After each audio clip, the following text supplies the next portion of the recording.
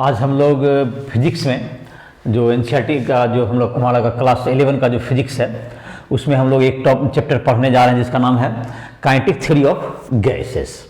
तो kinetic theory of gases जो हम लोग का एनसीईआरटी बुक में 13 नंबर चैप्टर है और ऐसे वहाँ के तुमको सेकेंड वॉल्यूम में तुमको दिया हुआ है, ये सेकेंड नंबर चैप्टर है काइनेटिक थ्योरी ऑफ गैस। तो तुम इसको ऐसे वहाँ के बुक से भी तुम आई होप कि क्वेश्चंस वगैरह तुम बना रहा होगा जो कि थ्योरी हमने दिया।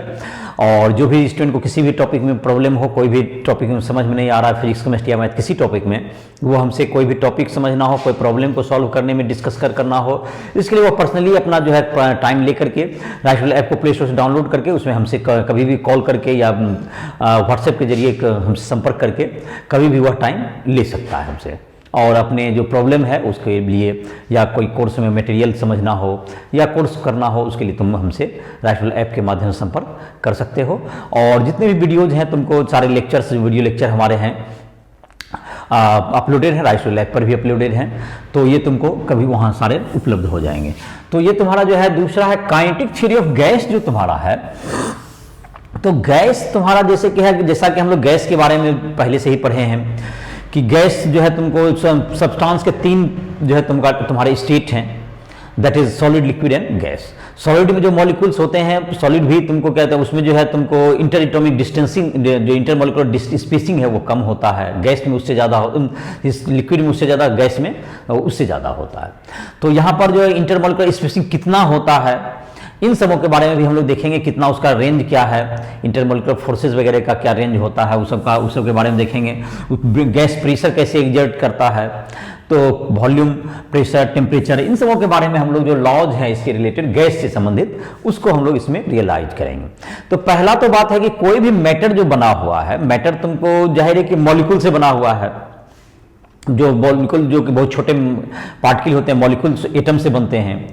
तो एटम्स से सब, तो कॉन्स्टिट्यूशन ब्लॉक जो है तुमको जाहिर है किसी भी चीज का क्या है, एटम है। और अब तो जहां तक है एटम जो है, एटम भी इंडिविजिबल नहीं है, जैसा कि डाल्टन का कहना था कि एटम इंडिविजिबल है, लेकिन बाद के में पता चला एटम भी तुमको proton, neutron, electron, neutron, proton इन सबों से मिलकर क्या होते हैं, बने होते हैं। और इलेक्ट्रॉन जाहिर है कि जो प्रोटॉन, न्यूट्रॉन न्यूक्लियस में होते हैं, इलेक्ट्रॉन उसके चारों ओर रिवॉल्व करते हैं, ऐसा मॉडल है। और अब तो ये भी तुमको पता चला है कि इलेक्ट्रॉन, प्रोटॉन, न्यूट्रॉन भी जो है तुमको क्वार्क से मिलकर बने होते हैं। और इट माइट बी पॉसिबल कि आगे के समय में तुमको ये भी पता चले क्वार्क भी स्ट्रिंग लाइक स्ट्रक्चर से किसी से बने हुए हैं। तो ये तो खैर अपना चलता रहता है, कंस्टिट्यूएंट एलिमेंट कहाँ है, साइंस में अपनी डेवलपमेंट होती रहती है। तो हम लोग जो कह सकते हैं कि मॉलिक्यूल्स जो है तुमको, मॉलिक्यूल्स क्या करते हैं, मॉलिक्यूल्स के किसी भी सब्सटेंस को मॉलिक्यूल्स के मिलने से बने होते हैं, जो कि मॉलिक्यूलर नेचर ऑफ सब्सटेंस कह सकते हैं। तो यहां लिख सकते हैं हम लोग any substance is made up of molecule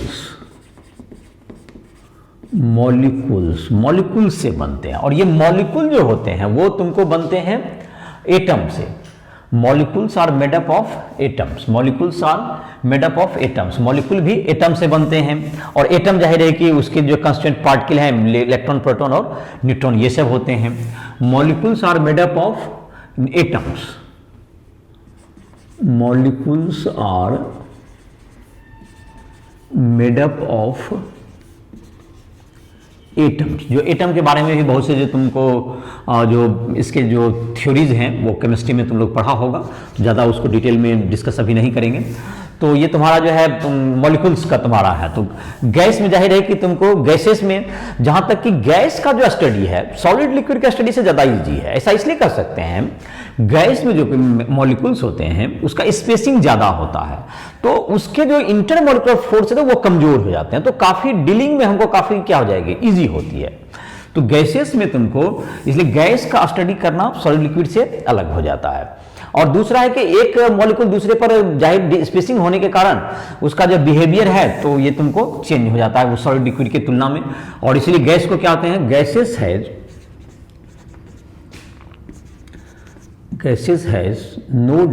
has no definite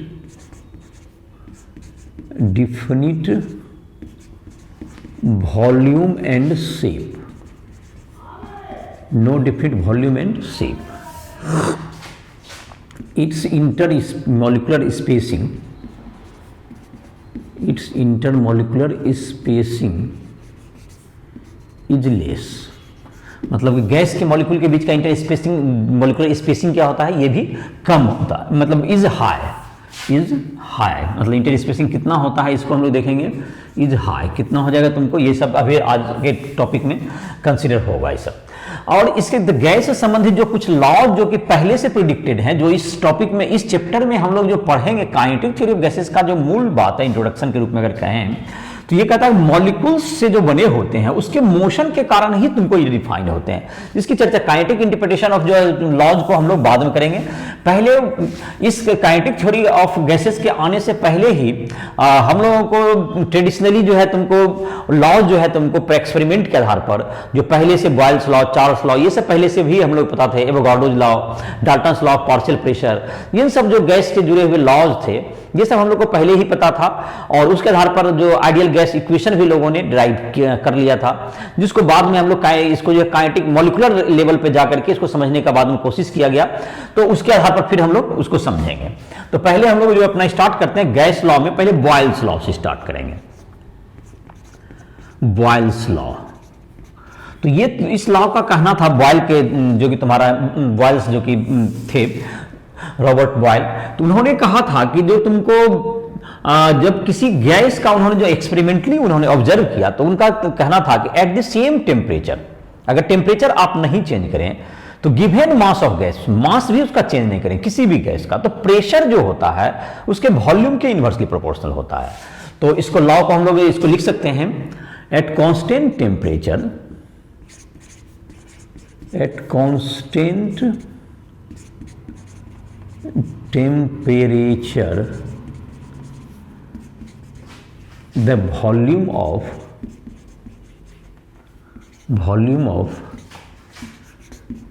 given mass of gas, the volume of given mass of gas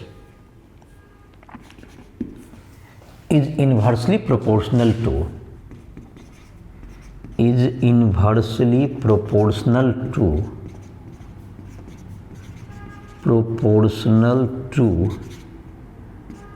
volume, to its the volume is proportional to its pressure। तो volume is inversely proportional to its pressure, volume is inversely proportional to its pressure.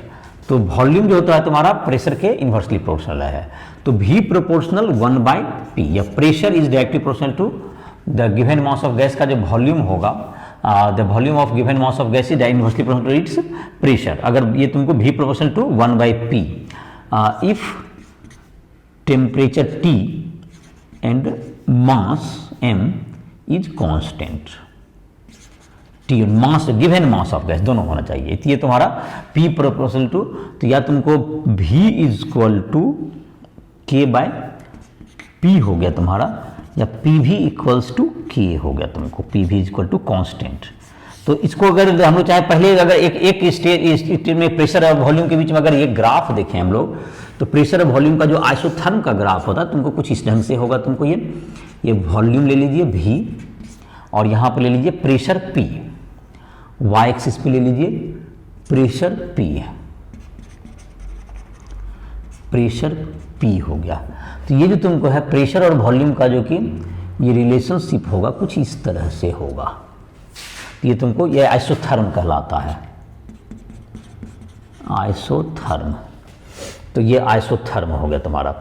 तो P1 V1 equal to क्या होगा तुम्हारा P2 V2, P1 V1 equals to P2 V2, pressure into volume is equal to pressure into volume. तुमको ये दोनों equate कर सकते हैं आपको, मतलब पहला प्रेशर इंटू पहला volume is equal to final pressure into final volume. तो ये तुमको इस ढंग से भी इस लॉ को रिलेट किया जाता है। उसका ग्राफ में देखो प्रेशर जैसे जैसे बढ़ रहा है, वॉल्यूम बढ़ रहा है, तो प्रेशर घट रहा है, प्रेशर डाउन आ रहा है। तो इस तरह का कर्व को हम लोग आइसोथर्म के रूप में जानते हैं। तो ये तुम्हारा हो गया, ये तुमको आएगा। तो इसके बाद और भी जो कुछ लॉज है उसको हम लोग धीरे धीरे इसको पहले पढ़ेंगे, उसके बाद फिर हम लोग काइनेटिक थ्योरी पर आएंगे जो कि मॉलिक्यूल्स के आधार पर डिसाइड होंगे। तो बॉयल्स लॉ हो गया, उसके बाद है चार्ल्स लॉ लिखते हैं। और इसी के आधार पर फिर आइडियल गैस इक्वेशन हम लोग डिराइव करेंगे इन सब लॉज के आधार पर। तो है तुम्हारा बॉयल्स लॉ, अब है तुमको चार्ल्स लॉ। चार्ल्स का कहना था कि तुमको एट कांस्टेंट अगर तुमको जब हम लोग प्रेशर रखें और गिवन मास ऑफ गैस का जो वॉल्यूम होगा उसके टेम्परेचर जो है तुमको केल्विन स्केल में जो टेम्परेचर होगा उसके प्रोपोर्शनल होगा। जाहिर है कि temperature should be in kelvin, इसमें जो कि प्रोपोर्शनलिटी जब आएगा तो टेम्परेचर को होना चाहिए केल्विन स्केल में। तो इसको हम लोग लिख लेते हैं केल्विन में, इसके टेम्परेचर के प्रोपोर्शनल होगा, Charles law.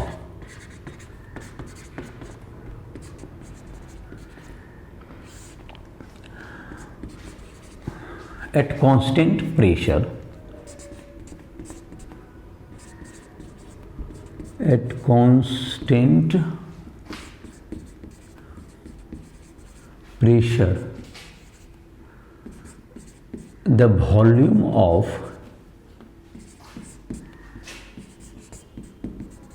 given mass of gas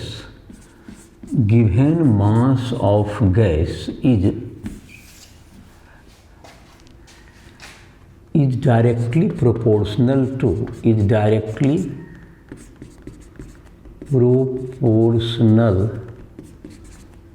its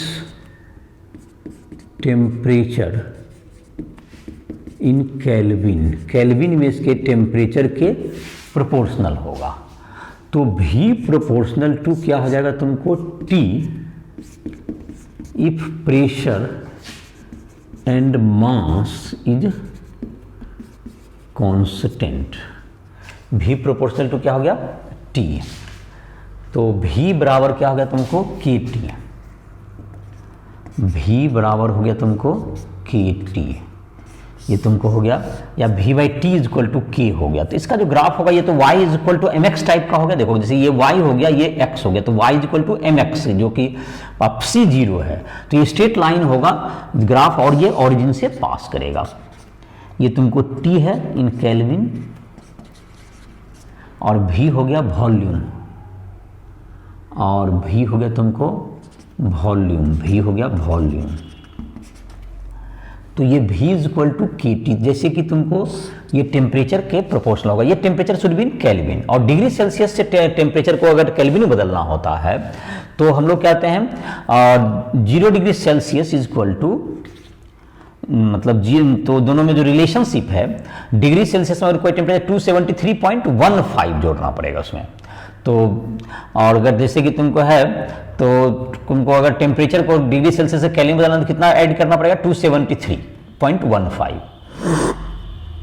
और केल्विन में temperature in Kelvin, temperature in Kelvin equals to temperature in degree Celsius plus 273.15 plus 273.15।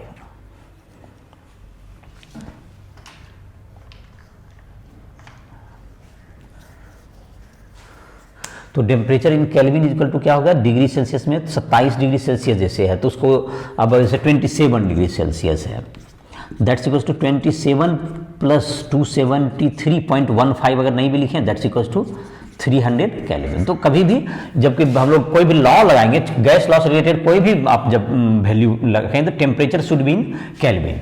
तो ये इसी स्केल पे होता है। और इसका कहना है कि वॉल्यूम जैसे जैसे डिक्रीज करते जाएंगे तो टेम्परेचर जैसे जैसे डिक्रीज करें इसका वॉल्यूम भी जीरो हो जाएगा, और इसका टेम्परेचर वॉल्यूम यहाँ पर ये जो एक्स्ट्रापोलेट करें तो ये वॉल्यूम जीरो हो जाएगा। तो बात ये है कि तुमको ये वॉल्यूम जीरो, यहाँ टेम्परेचर जब zero that is -273 degree Celsius के आसपास जब जाएंगे तो कोई भी सब्सटेंस जो है तुमको गैस स्टेट में रहेगा ही नहीं, वह उसमें इसलिए लॉ क्या नहीं होगा, लागू ही नहीं पाएगा, क्योंकि उसके वह जाहिर क्या हो जाएगा, पहले लिक्विड बन जाएगा, लिक्विड से भी क्या बन जाएगा, सॉलिड बन जाएगा। तो ये तुमको इसलिए जनरली ये तुमको ये एक्स्ट्रापोलेशन अगर करेंगे तो ये पता चलता है कि वॉल्यूम जीरो हो जाएगा, तो वहां तक कोई भी गैस सब्सटेंस के रूप में नहीं पाया जाएगा। तो इसलिए जो है तुमको ये लॉ भी लगना क्या हो जाएगा, ये गैस के लिए लॉ है, इसलिए ये लॉ भी लगना बंद हो जाएगा जब जाकर उसमें। तो ये वॉल्यूम क्या हो गया, तो V1/T1 equal to V2/T2, V/T बराबर K है, तो इस लॉ को हम लोग V1/T1 बराबर V2/T2 के रूप में भी जान सकते हैं। अब है तुमको तीसरा लॉ कह सकते हैं हम लोग एवोगाड्रोज लॉ, या तुमको पहले एवोगाड्रोज लॉ देख लो, ठीक है, उसके बाद देखते हैं Dalton's law of partial pressure. तो ये सब लॉज हैं जो कि फंडामेंटल लॉज पहले से हमको पता थे, और काइनेटिक इंटरप्रिटेशन इसका हम लोग बाद में करेंगे। आज के ही लेक्चर में हो सकता है इसको स्टार्ट करें, काइनेटिक इंटरप्रिटेशन इसका, काइनेटिक थ्योरी का। तो अभी है हमको पहले पढ़ना है अभी Dalton's law of partial pressure ही पहले देख सकते हो, या तो एवोगाड्रोज लॉ, दोनों लॉ में देख लेते हैं। तो पार्शियल प्रेशर है तुमको, Dalton's law of partial pressure, Dalton's law of partial pressure, partial pressure.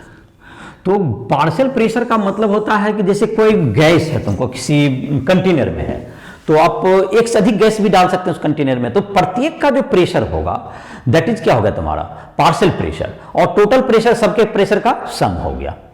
तो इसमें क्या होता है, जो गैस होते हैं, गैस एक दूसरे से के मॉलिक्यूल्स एक दूसरे से काफी सेपरेट होते हैं, तो एक का जो इंट्रैक्शन है अगर दूसरे पर नहीं काम करता इंटरमॉलिक्यूलर फोर्स, अगर जब स्पेसिंग बहुत अधिक है तो एक मॉलिक्यूल के का इंट्रैक्शन दूसरे से नहीं होगा, तो दोनों के जो प्रॉपर्टीज हैं एक दूसरे से क्या होंगे, इंडिपेंडेंट होते हैं। और जिसको हम लोग आगे एनालाइज भी करेंगे कि कितना स्पेसिंग है और कर्व्स किस हद तक ये तुमको लॉ क्यों वेरीड होगा, काइनेटिक थ्योरी के आधार पर इसको हम लोग ये सब तुमको है ऑब्जर्वेशंस के आधार पर दिए गए लॉज हैं, और जिसको फिर काइनेटिक मॉलिक्यूलर थ्योरी पर जाकर के हम लोग इसको वेरीफाई करेंगे काइनेटिक थ्योरी के आधार पर, इन सबों का हम लोग इंटरप्रिटेट करने का आगे चैप्टर में कोशिश करेंगे। तो इसमें हम लोग जो लिख सकते हैं, at constant volume and temperature, constant volume and temperature, the partial pressure of gas, the partial pressure of gas, the total pressure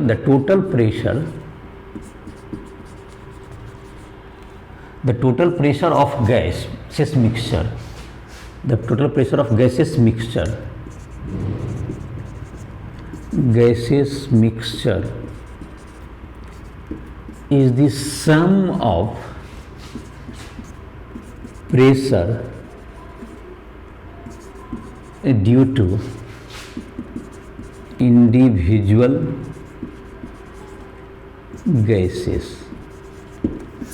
तो ये तुमको इसके गैस के सम प्रेशर के सम के इक्वल होगा। तो प्रेशर तुमको जैसे होगा, प्रेशर तुमको जो होगा प्रेशर ऑफ मिक्सचर,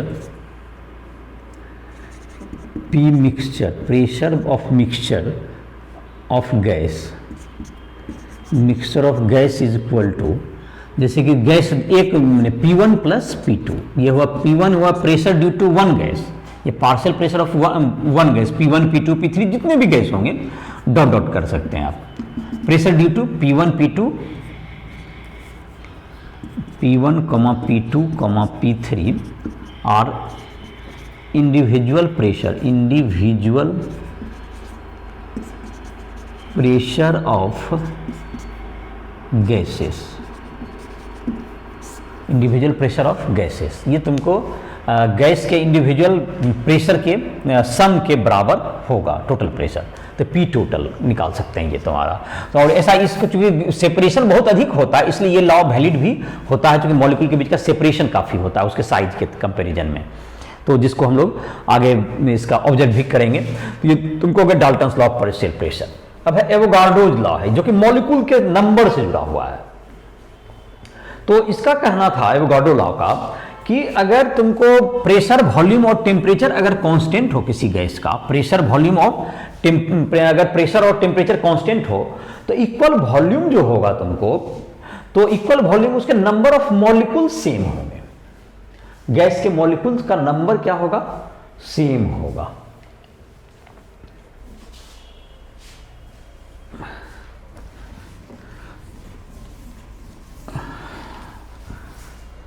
तो ये हो गया तुमको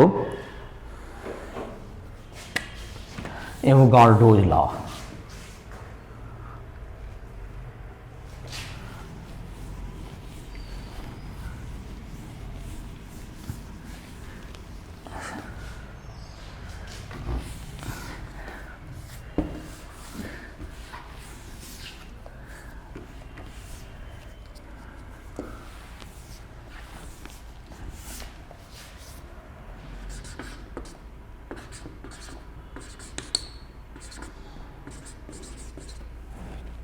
Avogadro law,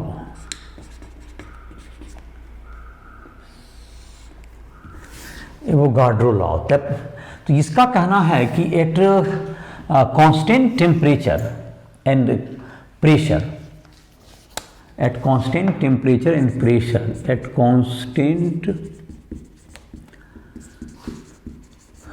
temperature and pressure, equal volume of all gases, equal volume of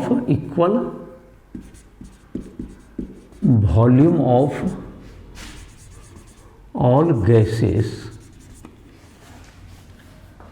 contains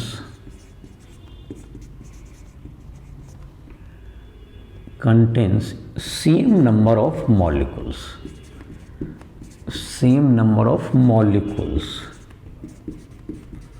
same number of molecules होंगे। और जैसे कि तुमको सेम नंबर ऑफ मॉलिक्यूल्स होंगे, अगर तीनों इक्वल होगा तो वॉल्यूम अगर बढ़ेगा तो पी भी प्रोपोर्शनल टू क्या कर सकते हैं, नंबर ऑफ मॉलिक्यूल को। जबकि एक तुमको इसी से जुड़ा हुआ मॉलिक्यूल्स का अगर तुमको कर दें, मोल जो होता है तुमको, number of moles is equal to क्या हो जाएगा, number of molecules by Avogadro number, Avogadro number, गार्डो नंबर। ये हो गया Na, इसको कहते हैं हम लोग Na के बराबर हो गया एवोगाड्रो नंबर। तो Na के इक्वल होगा, तो Na इज इक्वल टू क्या होगा, एवोगाड्रो नंबर का वैल्यू होगा 6.022 इंटू 10⁻23 के इक्वल हो जाएगा।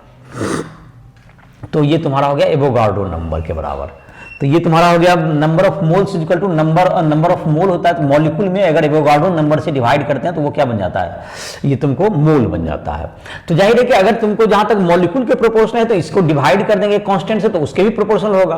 तो वॉल्यूम को हम लोग लिख सकते हैं नंबर ऑफ मॉलिक्यूल्स के प्रोपोर्शनल, या नंबर ऑफ वॉल्यूम भी proportional to number of molecules और मोल्स, नंबर ऑफ मॉलिक्यूल्स और moles at if P and T is constant. भी प्रोपोर्शनल टू क्या हो गया तुमको, एन हो गया तुमको, भी प्रोपोर्शनल टू एन, एन हो गया नंबर ऑफ मॉलिक्यूल, वॉल्यूम भी proportional to N, that is N is equal to number of moles. तो ये तुमको इसके प्रोपोर्शनल होगा।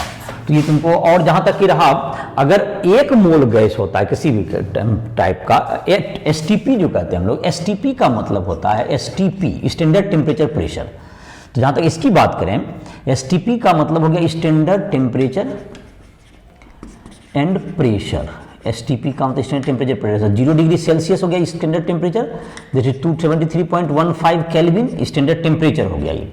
और प्रेशर जो इसमें होता है तुमको, प्रेशर होता है तुमको 1 atmospheric pressure, 1 atmospheric pressure is equal to 1.013 into 10⁵ pascal. ये तुम्हारा हो जाएगा इसका टेम्परेचर। और यहाँ तुमको 760 mm ऑफ Hg प्रेशर, जो कि बैरोमीटर से हम लोग नापेंगे, ऑफ Hg, मरकरी उसमें फिलअप हो Hg प्रेशर, तो उसमें 776 सेंटीमीटर अगर तुमको प्रेशर के इक्विवेलेंट होता है, ये तुमको एसटीपी कहलाता है।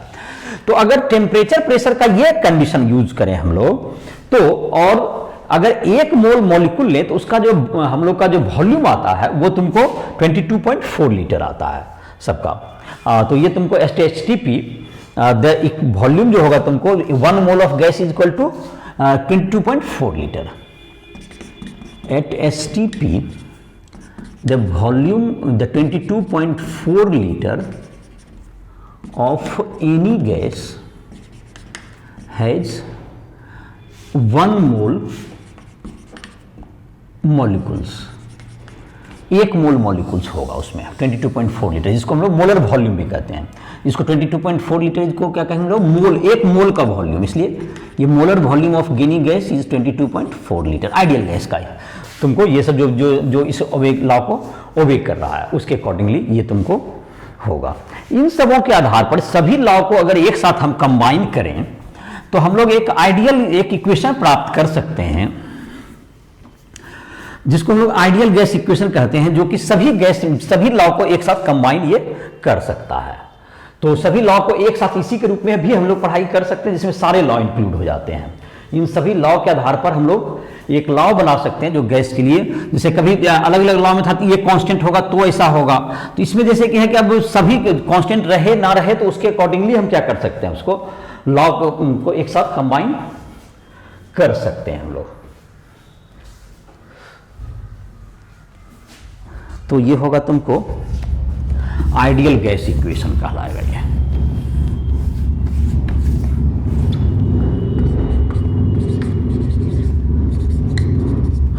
आइडियल गैस इक्वेशन, तो आइडियल गैस इक्वेशन को फॉर्मुलेशन करेंगे तो V proportional to 1/P if T and mole, mass का मतलब N इज कांस्टेंट और N मोल का मतलब mole is related to mass, mole is equal to mass by molecular weight of the gas.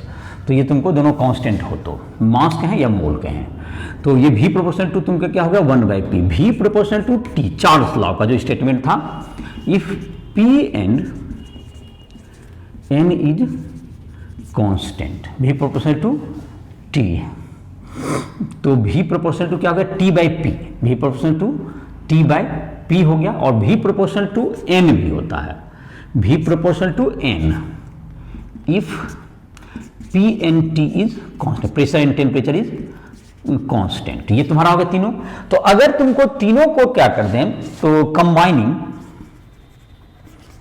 तो हो गया V प्रोपोर्शनल टू क्या होगा तुमको T/P, V proportional to NT/P, V proportional to NT/P combine करेंगे तो यह V बराबर R इंटू NT/P, तो P भी बराबर nRT, P भी इक्वल्स टू nRT। तो n क्या होगा number of mole, R is equal to gas constant, n is equal to, इसमें P सबका मीनिंग तो समझ में आ ही रहा है। ऐसे तुम्हारे बुक में एनसीईआरटी बुक में इसको μRT लिखा गया है, तो जाहिर है कि जब ज़्यादा कॉमन nRT बहुत से बुक्स में है और केमिस्ट्री वगैरह में भी तुमको बुक में यही पढ़े होगे P is equal to nRT, तो उसी रूप में μRT के बजाय वही लिख दिए।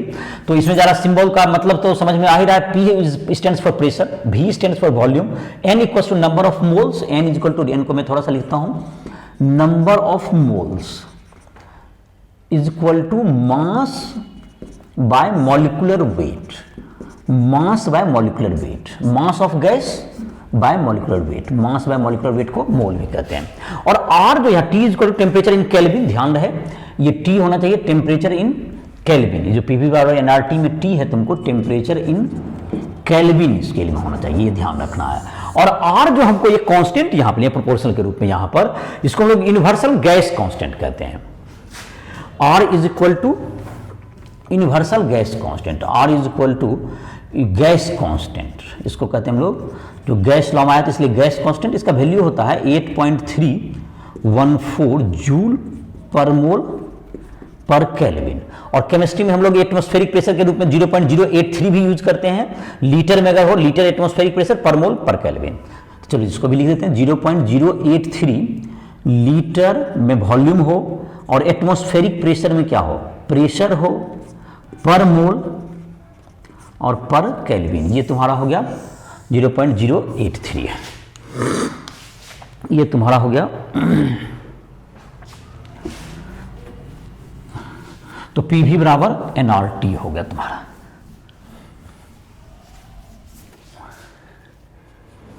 PV equals to nRT। n हो गया number of moles is equal to mass by molecular weight.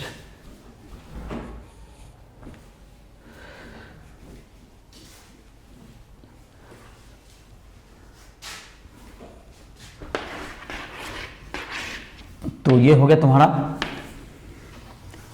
Mass by molecular weight, PV equals to nRT, ये तुम्हारा अब है। इसके बाद है तुमको जैसे कि तुमको आइडियल गैस इक्वेशन तुम्हारा डिराइव हो गया। इसके आधार पर तुमको 3-4 जो क्वेश्चंस दिए हुए हैं हम लोग के एनसीईआरटी बुक में एग्जाम्पल के रूप में, तो पहले हम उसको देखते हैं। उससे तुमको स्पेसिंग वगैरह के बारे में, सब गैस स्टेट मॉलिक्यूल्स इन सबों के साइज वगैरह के बारे में तुम्हें समझ में आएगा। एक है तुमको 13.1 है, तो गैस के मॉलिक्यूल और वो कितने वॉल्यूम ऑक्यूपाई करते हैं, that is called molecular volume. जैसे दो तरह का बात हो गया, देखो इसको समझने की बात है कि गैस जैसे है तुमको एक होता है तुमको जो कि लिक्विड में, जैसे कि तुमको पहले यहां पे देख लिया हम लोग, एक डेंसिटी दिया हुआ है वाटर का, लिक्विड वाटर, भाई वाटर का मतलब liquid water, that equal to 1000 kg पर मीटर क्यूब। और लेकिन इसी को जब इसको गैस स्टेट में चला जाता है यही, तो इसका डेंसिटी दिया हुआ है क्वेश्चन में तुमको, डेंसिटी इन वाटर वेपर का ये बहुत ही कम हो जाता है 0.6 kg पर मीटर क्यूब। तो ये काफी गुना क्या हो गया इसका, तो वॉल्यूम, अब तुम्हारा क्वेश्चन है कि वॉल्यूम का रेशियो निकालिए, ये डेंसिटी दिया हुआ है, तो डेंसिटी इज इक्वल टू क्या होता है तुमको, डेंसिटी ऑफ वाटर जो होगा mass by volume of water, volume of water, VW इसको कह सकते हैं। तो rho W is equal to M by VW, ये वाटर का हो गया, W ये वाटर के लिए हो गया, तो रो W हो गया या वाटर का, रो वाटर लिख दो यहाँ पर, क्योंकि वाटर और वाटर वेपर तो W से ही होता है, तो वैसे कंफ्यूजन भी हो जाएगा।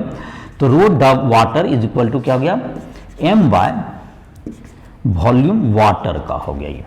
अब इसी तरह से रो वाटर वेपर लिखें, लो वाटर वेपर का लिखते हैं, vapour is equal to mass, तो जाहिर है कि सेम ही होगा उसी का, mass by volume V of water vapour, volume of water vapour का वॉल्यूम हो गया।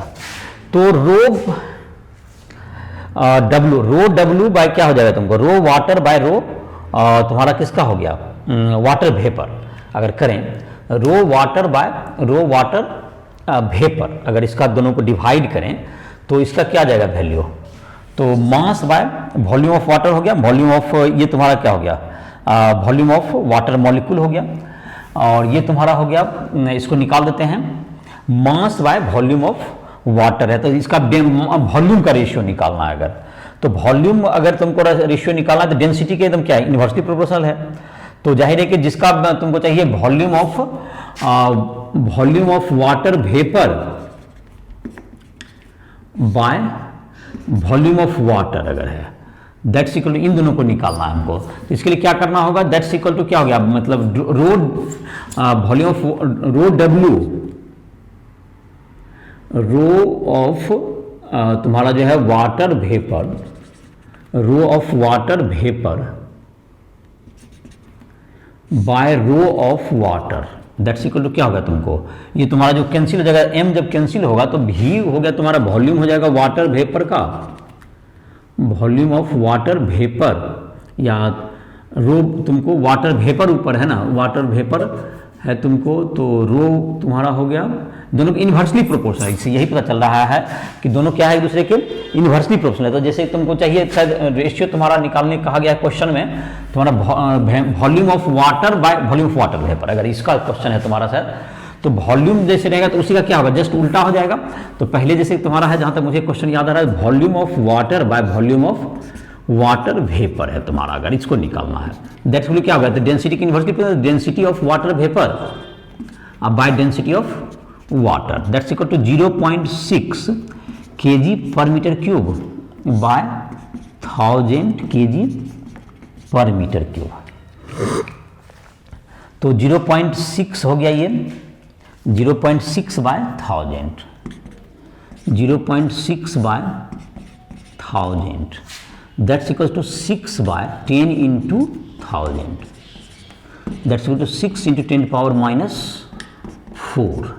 ये तुम्हारा इसका रेशियो हो गया 6 मतलब ये तुमको बहुत गुना क्या होता है, वाटर वेप का जो वॉल्यूम है वो तुमको क्या होगा, ये मतलब मॉलिक्यूल का जो साइज देखो, मॉलिक्यूल में तुमको ये इसको कहते हैं हम लोग मॉलिक्यूलर वॉल्यूम कर सकते हैं, जो मॉलिक्यूल्स बहुत कम स्पेस लेते हैं। जैसे इस बात का मतलब ये हो गया कि देखिए, जैसे कि इस क्वेश्चन से क्या इंटरप्रिटेट कर सकते हैं हम लोग, जैसे मॉलिक्यूल जैसे गैस है यहां भरा हुआ, तो एक होता है मॉलिक्यूलर वॉल्यूम करे, जैसे ये मॉलिक्यूल हो गया वाटर का, तो जिसको वाटर जो होगा तुमको इसको रिप्रेजेंट करता है, जैसे इसको कह सकते हैं कि वाटर जब है लिक्विड स्टेट में है तो इसके मॉलिक्यूल्स के बीच का स्पेसिंग बहुत कम है। अगर ऐसा माने तो जब मॉलिक्यूल के बीच का स्पेसिंग कम है तो जितना वॉल्यूम होगा उतना ही वॉल्यूम मॉलिक्यूल का वॉल्यूम हो गया। और गैस में क्या होता है, इसके बीच में गैपिंग बहुत होता है, गैस के बीच में, तो ये जो तुम्हारा वॉल्यूम होगा तो ये सारा गैस जितना ऑक्यूपाई किया, जैसे कि हमने एक तो इतना गुना मतलब इस रेशियो में ही मात्र ऑक्यूपाइड स्पेस है, स्पेस ऑक्यूपाइड स्पेस जो है मात्र 6 इंटू 10⁻⁴ है, मतलब 10,000 में मात्र 6 पार्ट जो है तुमको 10,000 पार्ट में 6 पार्ट मात्र ऑक्यूपाइड है, बाकी स्पेस यहां पे वैकेंट होता है। तो मॉलिक्यूलर वॉल्यूम, ये जो गैस के हम लोग को साइज के बारे में पता चलता है कि इसके बीच में स्पेसिंग मॉलिक्यूल के तुलना में बहुत अधिक होता है। तो ये जैसे कि हम लोग को जो काइनेटिक थ्योरी ऑफ गैसेस की यही एजम्पशन भी है कि स्पेसिंग जो मॉलिक्यूल्स के साइज के तुलना में काफी गुना है, और इस एग्जांपल से यही तुमको पता चल रहा है। और इसमें क्या क्या वाटर को माना गया कि वाटर का मतलब वाटर में के मॉलिक्यूल के बीच में भी कुछ स्पेसिंग होता है, तो उसको यहाँ पर तो वाटर जब लिक्विड स्टेट में तो उसको हम लोग नेग्लेक्ट कर रहे हैं, हम लोग मान के चलेंगे बिल्कुल कंपैक्ट है, तो ऐसा तुम्हारा स्पेसिंग आ रहा है। और जबकि वाटर में, अगर वाटर में भी कुछ सेपरेट, तो इसका मतलब ये जो रेशियो तो और बढ़ेगा मेरा, ये रेशियो और मतलब 6 इंटू 10⁻⁴ से और भी छोटा होता जाएगा ये, अगर एक्चुअल में जाएंगे तो मॉलिक्यूल से कंपेयर करेंगे। तो चूंकि मॉलिक्यूल जाहिर वाटर में भी अगर कुछ स्पेसिंग होगा तो फिर और भी तो आपका, तो इसमें मान के चलें कि वाटर में कोई स्पेसिंग ही नहीं है, ऐसा मान के चले हम लोग, और तब ये रेशियो आया है। अगर स्पेसिंग कंसीडर होगा तो और रेशियो ये क्या हो जाएगा, और भी छोटा हो जाएगा। तो इस बात का मतलब ये हुआ कि कंक्लूसिव रिजल्ट यही है कि मॉलिक्यूल्स के बीच में गैपिंग बहुत अधिक होता है, और इसीलिए ऐसा हो रहा था, जो कि वाटर का जो यहां पर लिया गया वॉल्यूम वो उसके मॉलिक्यूलर वॉल्यूम को बताता है कि कितने मॉलिक्यूल ने एक्चुअली कितना जगह छेका, लेकिन टोटल जो स्पेसिंग के कारण ये जगह क्या हो जाता है, काफी गुना बढ़ जाता है। तो जैसे 1000 अगर स्पेस ये टोटल है तो इसमें मात्र 0.6 ही पार्ट जो है मॉलिक्यूल ऑक्यूपाई किए हुए हैं। 1000 अगर है तो उसमें 0 पर बाकी सब स्पेस क्या है, वैकेंट है, इसमें भी खाली जगह है बीच बीच में।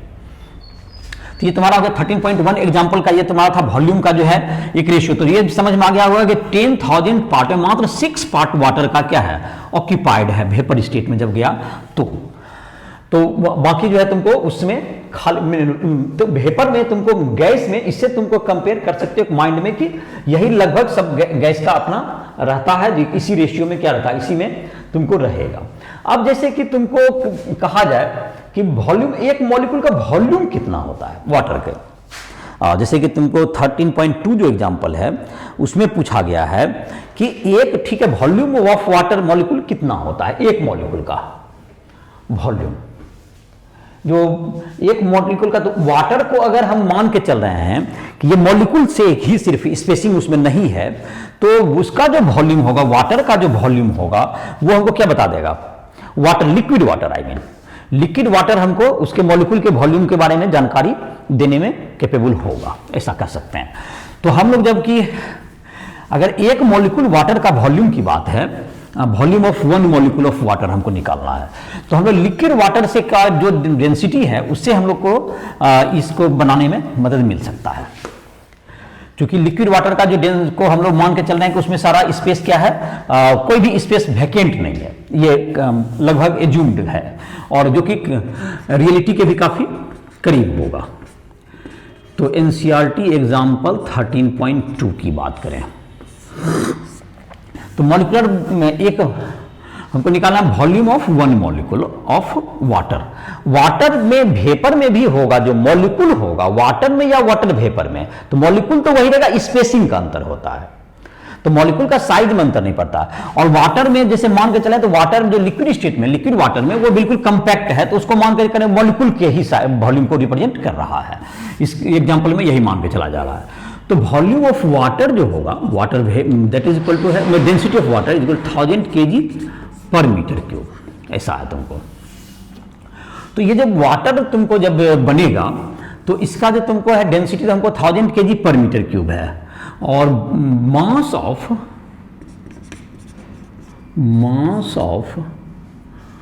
1 mole of water is equal to H2O, मतलब तुम्हारा है जो कि होगा तुमको 2 × 1 + 16 इज इक्वल टू 18 ग्राम हो गया। इसका 1 मोल का मास हो गया 18 ग्राम हो गया तुम्हारा, वाटर का जो मोलर मास कहते हैं।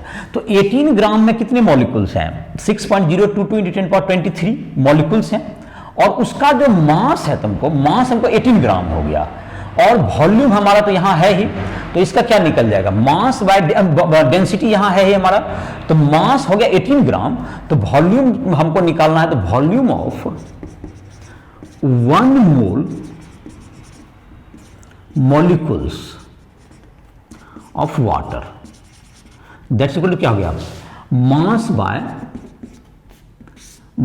बाय तुमको क्या हो गया? डेंसिटी। मास हो गया 18 ग्राम बाय डेंसिटी हो गया तुमको 1000 kg पर मीटर क्यूब। ये ग्राम में है, ये केजी में है, तो इसको ग्राम में कन्वर्ट कीजिए। तो 18 × 10⁻³ बाय 1000 ये तुम्हारा हो गया, तो दैट इज 18 × 10⁻6 हो गया। ये क्या निकल गया? ये 18 × 10⁻6 18 × 10⁻³ बाय, तो 18 बाय 10 to 10 बाय 1000, 18 × 10⁻6 हो गया ये। तो ये हो गया तुमको किसका वैल्यू? ये वैल्यू हो गया तुमको 18 × 10⁻6 हो गया। ये वैल्यू हो गया तुमको इसका हो गया। तो अब वॉल्यूम ऑफ 1 मोल, मतलब कि वॉल्यूम ऑफ 6.022 × 10⁻23 मॉलिक्यूल्स, तो volume of 1 molecule, volume of 1 molecule is equal to क्या हो जाएगा? वॉल्यूम ऑफ 1 मॉलिक्यूल हो जाएगा तुमको 18 × 10⁻6। इतने 1 मोल मॉलिक्यूल का वॉल्यूम था, तो बाय एवोगाड्रो नंबर कर दीजिए, तो 6.022 × 10⁻23 मीटर क्यूब। तो इसको 6 तो 3 × 10⁻29 मीटर क्यूब। ये तुम्हारा हो गया वॉल्यूम ऑफ 1 मॉलिक्यूल का, 1 मॉलिक्यूल का वॉल्यूम ये तुम्हारा आ रहा है। 3 × 10⁻29, वेरी लिटिल वॉल्यूम, बहुत कम छोटा वॉल्यूम है इसका। और जहां तक इसका जो 13.3 में है, तो इसका तुमको बताना है इसका रेडियस का, जहां तक इसका स्पेसिंग का बात करना है। तो इसमें जैसे कि है तुम्हारा, जब स्पेसिंग का बात करें, ये मॉलिक्यूल का ये वॉल्यूम हो गया, एक मॉलिक्यूल इतना वॉल्यूम है, ऑक्यूपाई करता है। तो तुमको जहां तक है कि इसका जो इंटर मॉलिक्यूलर स्पेसिंग, मतलब एक मॉलिक्यूल से दूसरे मॉलिक्यूल का जैसे तुमको जो है डिस्टेंस का बात करेंगे, तो ये तुमको हो गया एक मॉलिक्यूल से दूसरे मॉलिक्यूल का स्पेसिंग का बात करते हैं नेक्स्ट में तुमको। तो ये जो तुम्हारा हो गया, ये जो इसका जो वॉल्यूम निकला, इससे हम लोग चाहें तो इसका जो वॉल्यूम से क्या निकाल सकते हैं हम लोग? इसका रेडियस भी कंपेयर कर सकते हैं, रेडियस भी निकाल सकते हैं इसमें। तो वॉल्यूम से तुमको जहां तक इसका रेडियस की बात आती, तो 4/3 πr³ इसको कर सकते हैं। तो 4/3 πr³ अगर इसको कर दें, तो वॉल्यूम तुमको जो कि आ जाएगा इसका, तो नेक्स्ट में अगर वॉल्यूम को 4/3 πr कर दें, तो इसका एक रेडियस आ सकता है हमारा, और उससे रेडियस से हमको क्या आ जाएगा तुमको?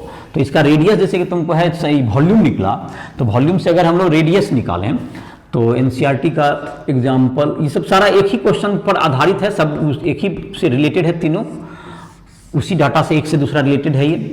तो जैसे कि तुम्हारा अगर वॉल्यूम आया, तुम्हारा वॉल्यूम जो कभी आया, दैट्स इक्वल टू 4/3 πr³ के इक्वल कर दीजिए। तो वॉल्यूम हमारा है 3 × 10⁻29 के रेंज में आता है। 3 × 10⁻29 metre cube is equal to 4/3 into pi का वैल्यू 3.14 इंटू r³। तो r³ कितना आ जाएगा हमारा? ये आ गया हमारा वैल्यू है तुम्हारा किंची का, ये है तुमको वॉल्यूम हो गया हमारा, दैट इज इक्वल टू क्या आ जाएगा तुम्हारा आर टी। तो ये तुम्हारा हो गया वॉल्यूम ऑफ मॉलिक्यूल्स का हमारा निकालना, वॉल्यूम ऑफ, ठीक है। तो वॉल्यूम से 4/3 पाई आर क्यूब करते हैं, तो वी का वैल्यू उसमें तो 4/3 पाई आर क्यूब। चलिए तो आर का वैल्यू निकालना है हमको, मतलब आर का वैल्यू निकल जाएगा। तो ये तुम्हारा 4/3 पाई आर क्यूब, तो ये आर क्यूब तुम्हारा जो हो जाएगा यहाँ पर R cube is equal to 3 × 3 तो हो गया 9, 9 × 10⁻29/4 पाई, और ये हो गया तुमको मीटर क्यूब अभी हुआ। और जब आर करेंगे तो ये क्यूबिक मीटर में क्यूबिक रूट लेंगे इसका, तो ये तुमको क्यूबिक रूट ले लेंगे। तो 9 × 10⁻29/4 × 3.14, 4 × 3.14, दैट इज 12.34 × 12.56 करीब करीब। तो ये 9/20 में, तो ये तुमको अगर इसको हम लोग कर दें 10⁻30 में कर दें, तो ये तुम्हारा हो जाएगा 4/3 पाई आर क्यूब। तो लगभग ये तुमको एंगस्ट्रम के रेंज में 10⁻30 के रेंज में ये तुमको जा रहा है। It is range of approximately in the range of angstrom. ये radius is in the range of, radius is in the range of 10⁻10 metre और अप्रोक्सीमेटली 1 एंगस्ट्रॉम इसको कह सकते हैं हम लोग, और इसको एंगस्ट्रम के रेंज में चला गया। तो इसके जो साइज होते हैं, जो मॉलिक्यूल्स के जो रेडियस आ रहे हैं, इसके मॉलिक्यूल के, वाटर मॉलिक्यूल के रेडियस तुमको आ रहे हैं, ये तुमको करीब करीब 10⁻10 मीटर के रेंज में आ रहा है ये।